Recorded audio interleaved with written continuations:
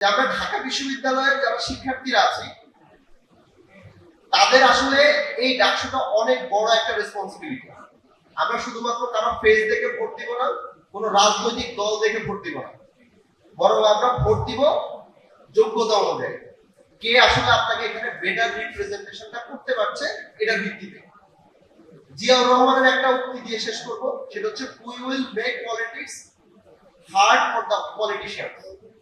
এবং এই জিনিসটা আমাদেরকে করতে হবে যে আমরা এই পলিটিক্সটাকে পলিটিশিয়ানদের জন্য কঠিন করে তুলবো, যাতে তারা শুধুমাত্র তাদের পলিটিক্যাল ফেস এবং কয়েকটা কথাবার্তা দিয়ে হচ্ছে এখান থেকে বের হয়ে না আসতে পারে, বরং তাদেরকে তাদের যোগ্যতাও প্রমাণ করতে হবে।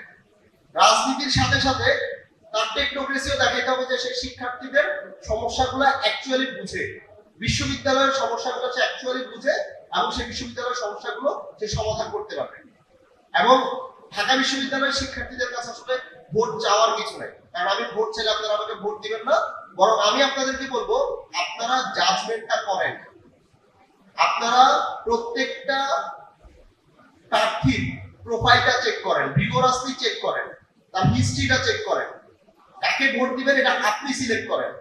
আমি বলবো না যে আমাকে ভোট দেন, যদি আপনার কাছে মনে হয় আমার থেকে যোগ্য কোনো এজিএস প্রার্থী আছে আপনি তাকে ভোট দিবেন।